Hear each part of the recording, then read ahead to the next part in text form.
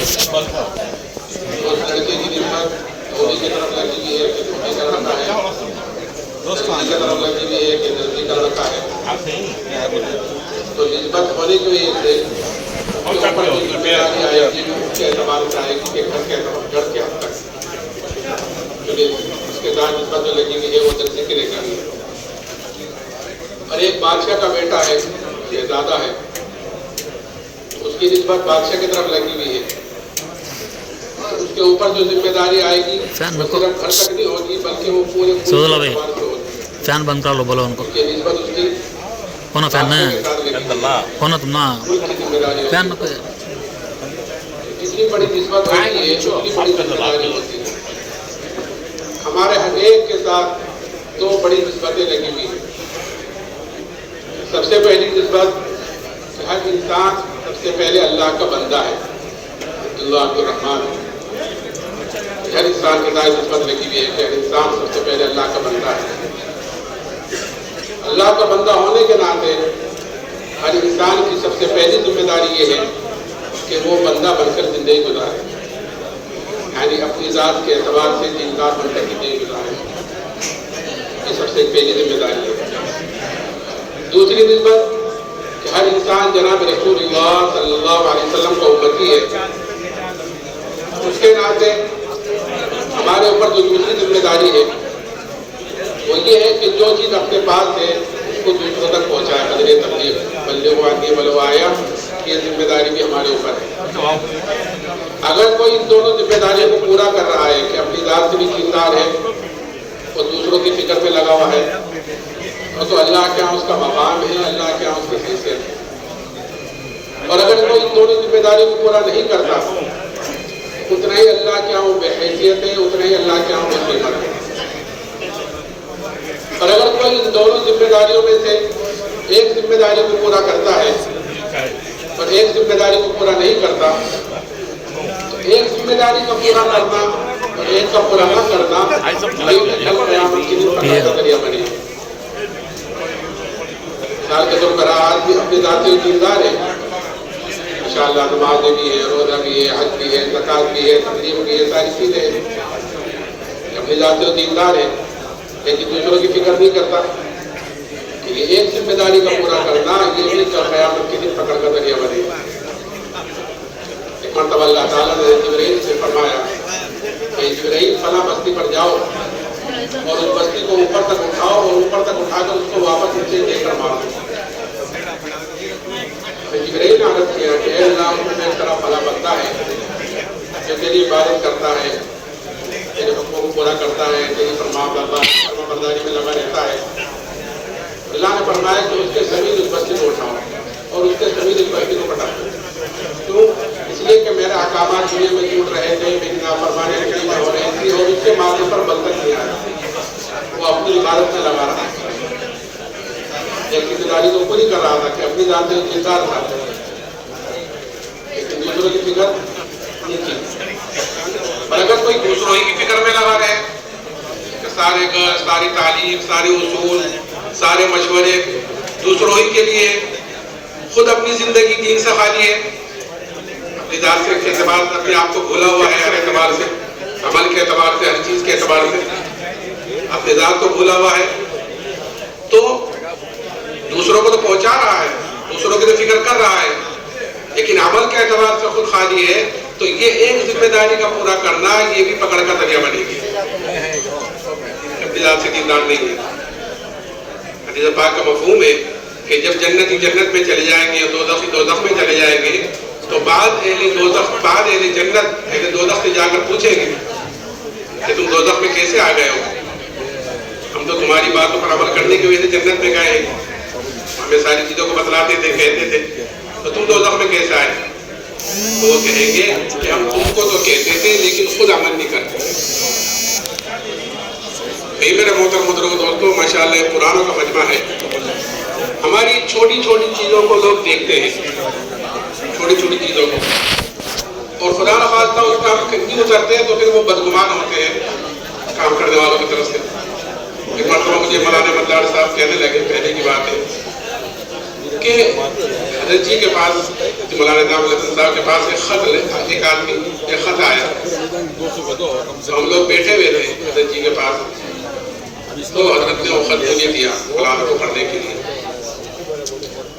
تو اس کے اندر کچھ شکایت لکھی ہوئی تھی وہاں کے لوگوں کی, ساتھیوں کی کچھ باتیں لکھی ہوئی تھی جو دیکھی ہوگی لوگوں کے اندر.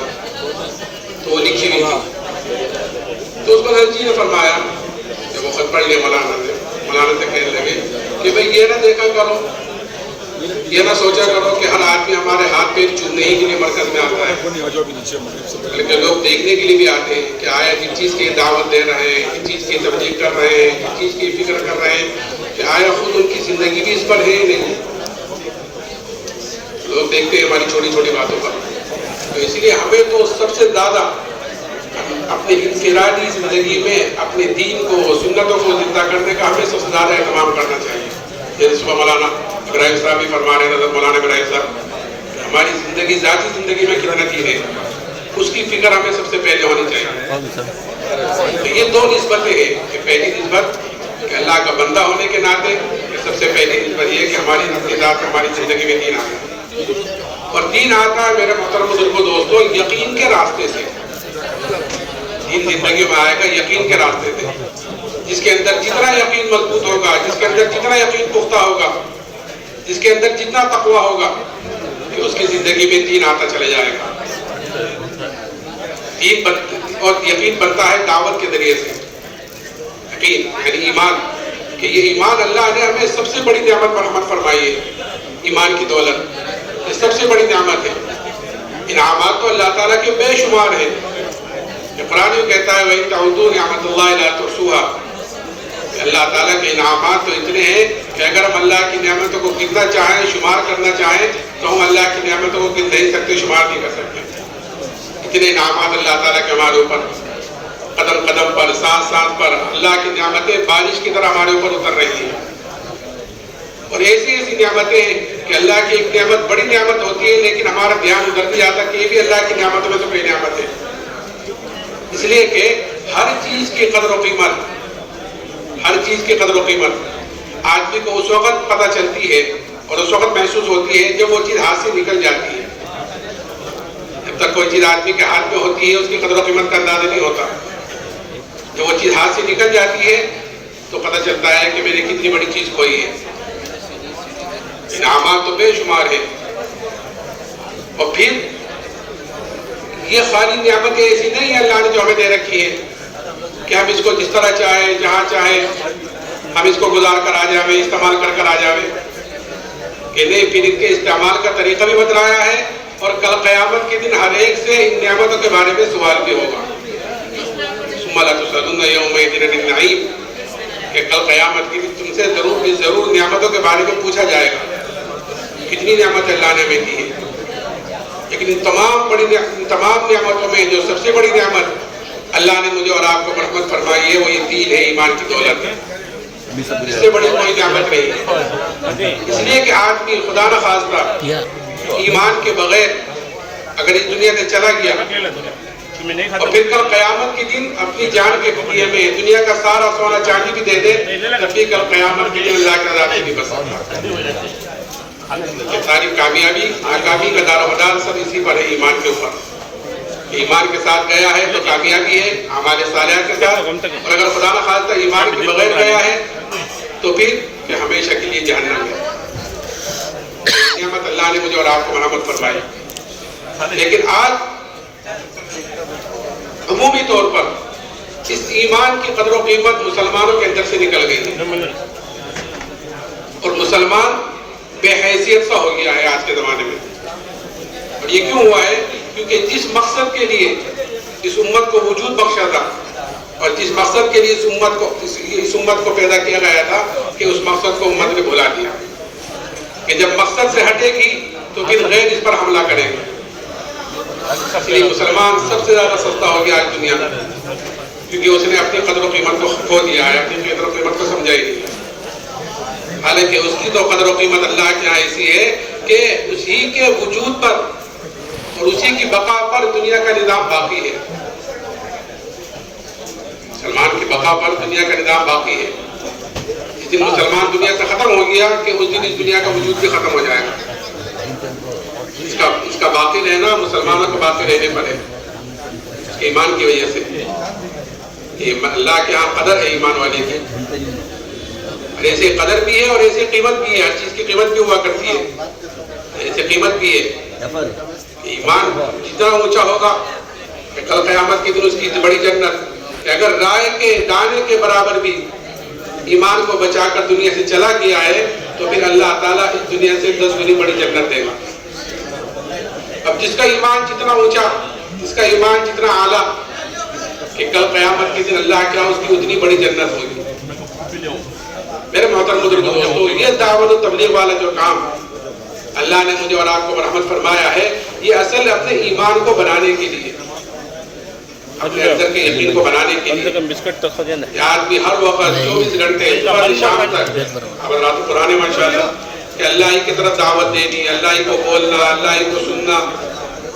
جب یہ دعوت دیتا ہوتا ہے تو پھر اندر ایک یقین بنتا چلا جاتا ہے.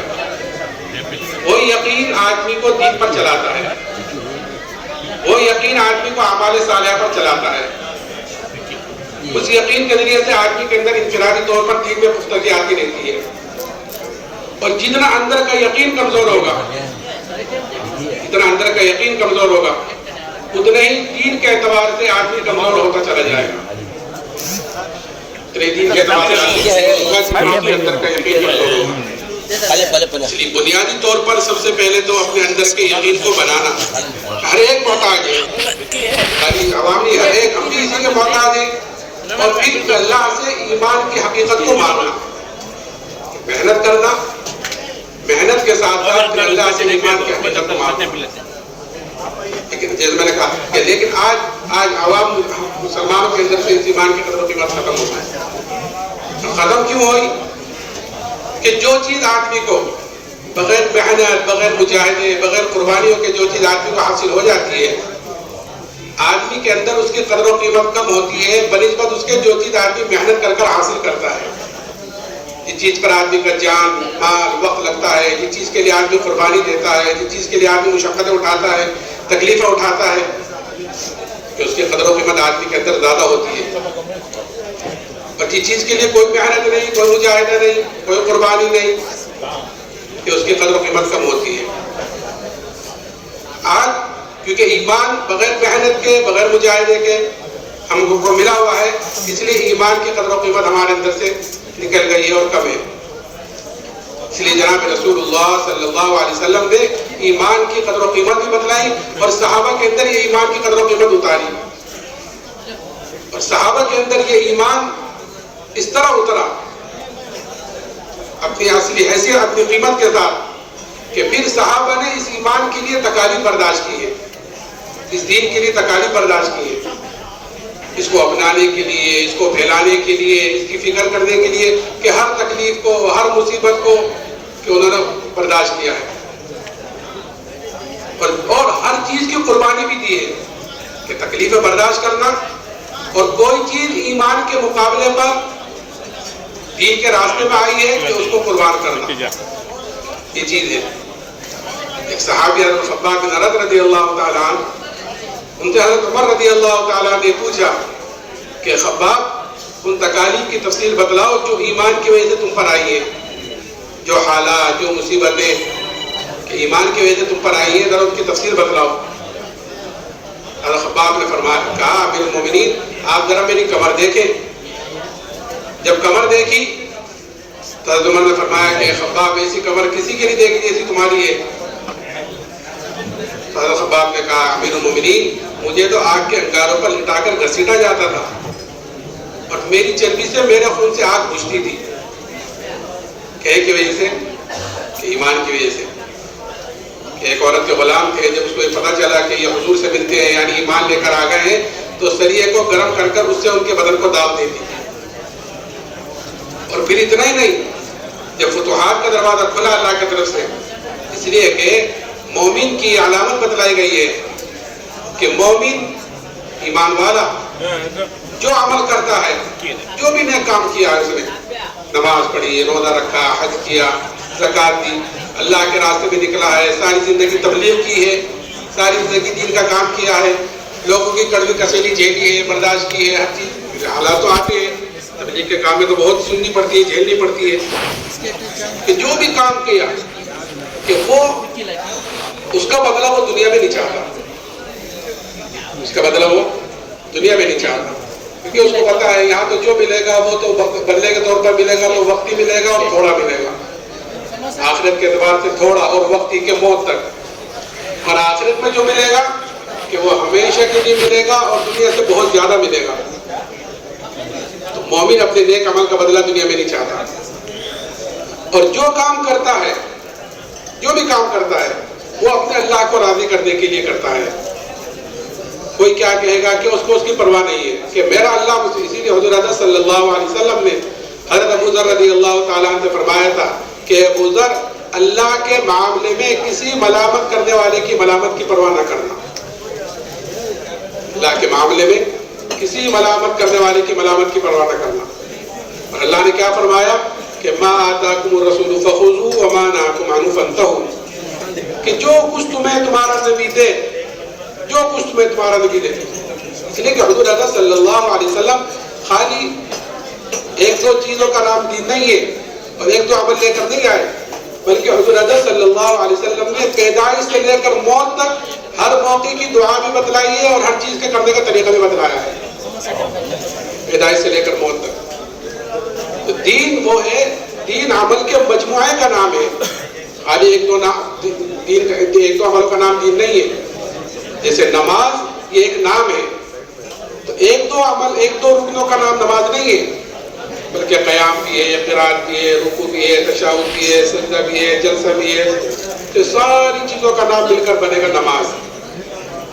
ایسے ہماری زندگی کے 24 گھنٹے اور پیدائش سے لے کر موت تک کہ یہ سنت کے مطابق ہو، نبی پاک علیہ الصلوۃ والسلام کی زندگی کے مطابق ہو، تو ہماری زندگی بنے گی دینداری، ایک دین۔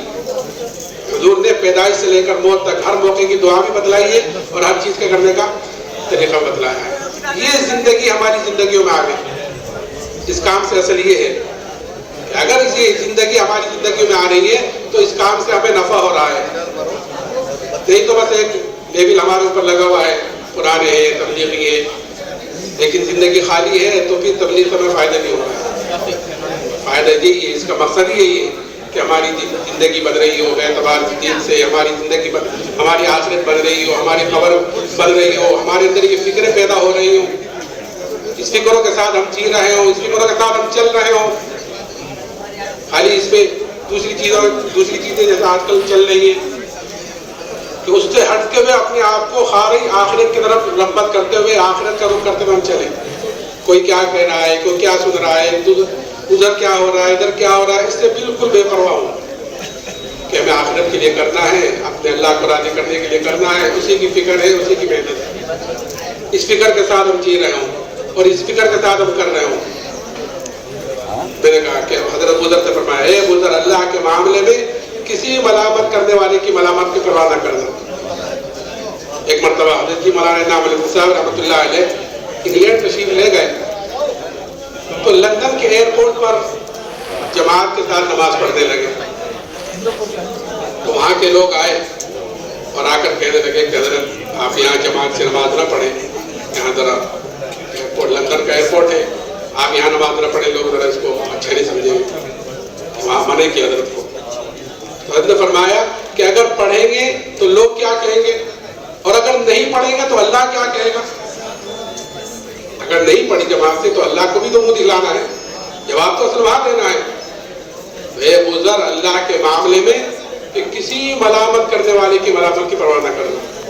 ہماری انفرادی زندگی بھی دین ہو، سنت کے مطابق ہو، ہمارا اجتماعی زندگی بھی، اجتماعی کام بھی سارا سنت کے مطابق ہو، کہ لوگ اس کو دیکھیں گے کہ آئے کتنا خود دیندار ہے، خود ان کی زندگی میں کیسا دین ہے۔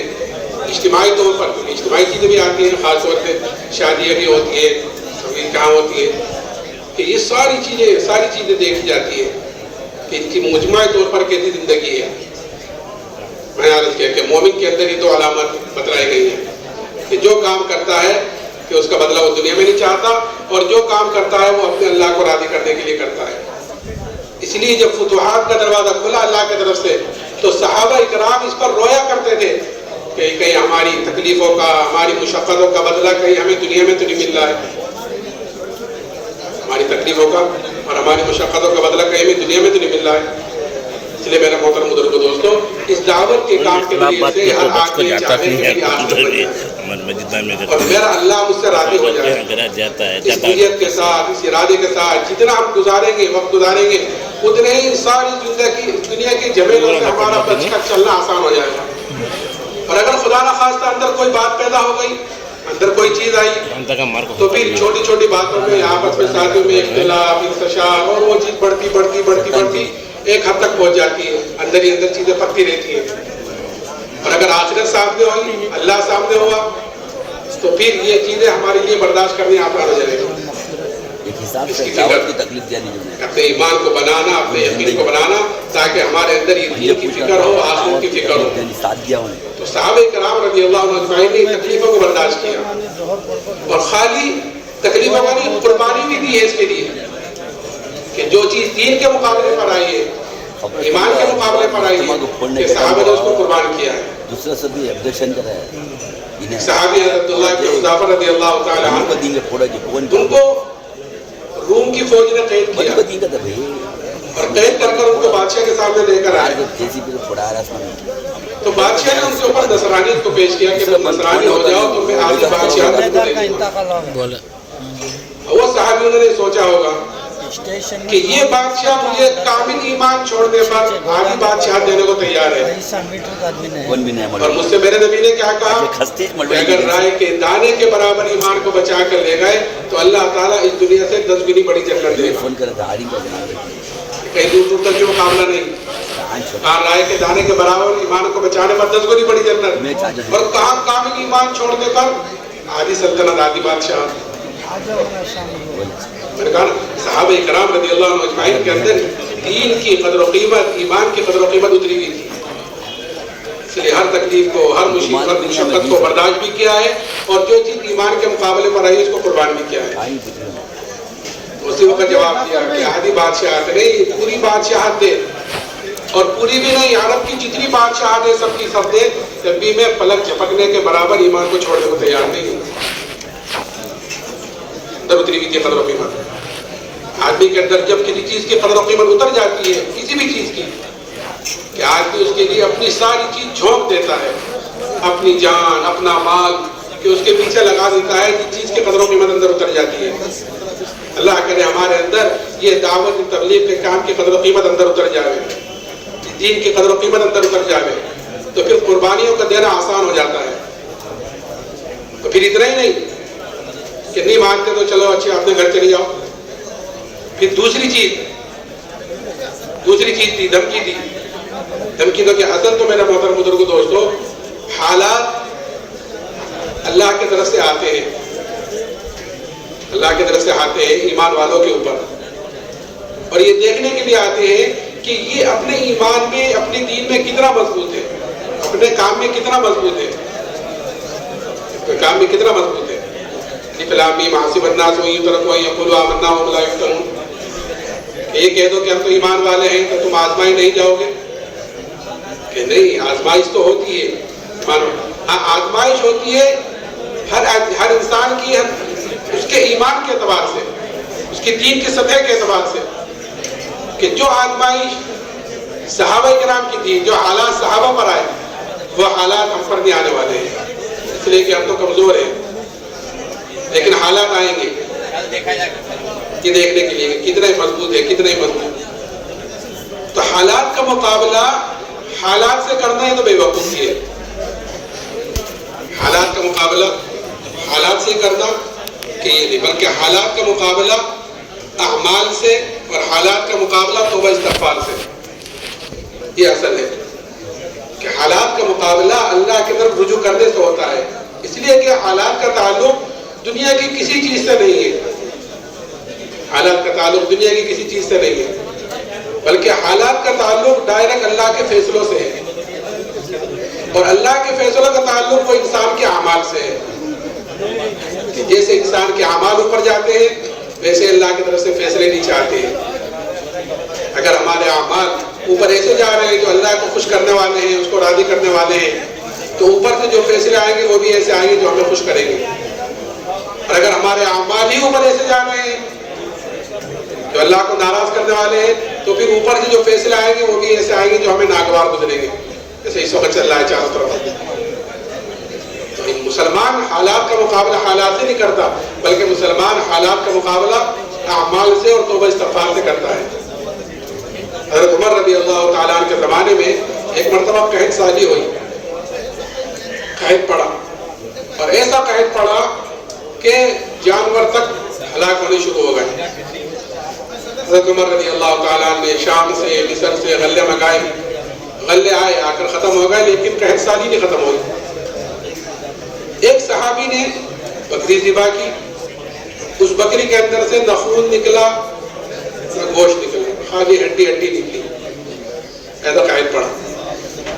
وہ صحابی روتے ہوئے سو گئے تو خواب میں زیارت کی جناب رسول اللہ صلی اللہ علیہ وسلم کی. آپ نے فرمایا کہ عمر سے میرا سلام کہنا اور یہ کہنا کہ تو بڑا عقل مند تھا. ایمان کی فراز عطا فرمائی تھی. یہ صحابی اٹھے، اٹھ کر حضرت عمر کی خدمت میں گئے اور جا کر اپنے خواب کا تذکرہ کیا. حضرت عمر نے فوراً مشورے والوں کو جمع کیا. مشورے میں خیر ہوتی ہے، آدمی دین کے اعتبار سے بھی دنیا کے اعتبار سے بھی جو مشورہ کرتا ہے وہ نادم نہیں ہوتا، اللہ تعالیٰ اس کی رہبری کرتا ہے. اس لیے ہمیں اپنے آپ کو مشورے کے تابع کرنا ہے، مشورے والوں کے تابع کرنا ہے. جتنا اپنے آپ کو مشورے کے تابع کر کے چلیں گے، اپنی بھی حفاظت رہے گی، کام کی بھی حفاظت رہے گی. اور مشورہ اجتماعیت کا نام ہے. سب سے رائے ملا کر ایک فیصلہ ہو، جو فیصلہ ہو جاوے اس پر سب تیار ہو جاوے کہ اس پر رہو گے تو انشاءاللہ خیر پر رہو گے. فوراً مشورے والوں کو جمع کیا اور مشورے میں بات رکھی کہ ایک صحابی نے ایسا خواب دیکھا ہے. مشورے میں بات نکل کر آئی کہ امیر المومنین جہاں سے حالات آئے ہیں، جہاں سے قحط سالی آئی ہے، ہم اسی کی طرف رجوع کیوں نہیں کرتے؟ ہم غلے منگا رہے ہیں شام سے مصر سے ادھر ادھر سے. قحط سالی تو اللہ کی طرف سے آئی ہوئی ہے، حالات تو اللہ کی طرف سے آئے ہوئے ہیں، تو ہم اسی کی طرف رجوع کیوں نہیں کرتے کہ ہاں یہ چپ ہو رہی ہے. فوراً مدینے سے باہر گئے اور ابھی توبہ استغفاری کر رہے تھے کہ اسی وقت بارش شروع ہو گئی. کہ جب تک حالات کا مقابلہ حالات سے تھا تو وہ حالات بجائے کم ہونے کے اور بڑھتے چلے جا رہے تھے. جب حالات کا مقابلہ اعمال سے توبہ استغفار سے کیا تو اللہ تعالیٰ نے حالات کو پلٹ دیا. آج میرے محترم بزرگوں دوستو، چاروں طرف سے جو حالات ہیں ان کا واحد علاج یہ ہے کہ ہر آدمی خاص طور سے قرآن کہ اللہ کی طرف رجوع کرنے والا بنے، اللہ کی طرف رجوع کرنے والے بنے اور توبہ استغفار کرنے والے بنے، کہ اپنے طرف سے بھی توبہ استغفار کرے. اور کیونکہ ہر انسان، ہر امتی، پوری امت کا ذمہ دار ہے، اس لیے سب کے لیے توبہ استغفار کرے. توبہ کا دروازہ ہر ایک کے لیے کھلا ہوا ہے اور موت تک کھلا ہوا ہے. شیطان جو ہے توبہ کو ٹلاتا ہے کہ ٹھیک ہے کر لیں گے، دیکھ لیں گے، کہ ٹلاتے آخر میں پھر وہ مایوسی انسان کر کے ڈال دیتا ہے. ہر ایک توبہ کرے اللہ کی طرف. میں عرض کر رہا تھا کہ وہ صحابی کہ پھر دوسری چیز، دوسرے حالات آزمائش ہو رہی ہے کہ دیکھ بگائی بادشاہ نے اس دیکھ کے اندر پانی کھول آیا. جب پانی خوب اچھی طرح کھول گیا تو بادشاہ نے قیدیوں کو بلا کر اس کے سامنے اس میں ڈلوایا اور یہ کہا کہ یہ تو ایمان سے پھر جاؤ نہیں تو تمہیں بھی اس میں ڈالا جائے گا. انہوں نے کہا کہ تجھ سے جو ہو سکے وہ تو کر لے. بادشاہ نے حکم دیا کہ ان کو اس میں ڈال دو. جب لے جانے لگے تو وہ صحابی رونے لگے. اس کی اطلاع کی گئی بادشاہ کو. بادشاہ سمجھا کہ شاید اب یہ ڈر گئے ہوں، ایمان سے ہٹ جائیں گے، اپنے دین سے ہٹیں گے، اپنے کام سے ہٹیں گے. بادشاہ نے پھر بلایا اور پھر ان کے اوپر نصرانیت کو پیش کیا اور کہنے لگے میں نے تجھ سے ایک مرتبہ کہا تھا کہ تجھ سے جو ہو سکے وہ تو کر لے. کہ کیوں؟ میں تو اس لیے رو رہا تھا کہ ایک ہی جان ہے، وہ جان اس دیگ کے اندر ڈالی جائے گی، وہ ختم ہو جائے گی. میں تو اس لیے رو رہا تھا کاش میرے روئے میں جان ہوتی، میرے بدن کے اندر 100 جانیں ہوتی اور وہ ساری کی ساری جانیں آج اس دیگ میں ڈالی جاتی اور وہ ساری کی ساری جانیں میں اللہ کے نام پر قربان کر دیتا. ایک جان کا کیا قربان کر سکتا؟ میرے محترم دوستو، یہ جذبہ بنتا ہے دعوت سے. یہ جذبہ بنتا ہے. یہ جذبہ بننا چاہیے ہمارا تبلیغ سے کہ ہماری جان، ہمارا مال، ہمارا وقت، کہ سارا کا سارا اس کام کے اندر لگے. پرانے ہیں ماشاءاللہ کہ سارا کا سارا کام اس کے اندر لگے. ابھی کے ساتھ ضرورتیں بھی لگی ہوئی ہیں کہ ضرورت کو بھی پورا کرنا ہے، لیکن ضرورت کو ضرورت کے درجے میں رکھ کر پورا کرنا ہے. اگر ضرورت کو ضرورت کے درجے میں رکھ کر پورا کرو گے تو وہ ضرورت بھی پوری ہو جائے گی، اور جو اصل چیز ہے اس کے لیے وقتی کو وقت ملے گا. اور اگر ضرورت کو ہم نے زیادہ وقت دیا، مقصد بنایا، تو پھر وہ ضرورت تو پوری ہوگی نہیں ہوگی، اس کام سے ہم پیچھے ہٹتے چلے جائیں گے. تو اس لیے نیت ارادہ کریں کہ اب تک جتنی غفلت ہو گئی ہے اللہ تعالیٰ معاف فرماوے. آگے جتنی باقی ہے کہ اللہ تعالیٰ سے دعا کریں کہ اللہ تعالیٰ موت تک استقامت کے ساتھ اس کام میں لگے رہنے والا بنا دے. کریں گے انشاءاللہ.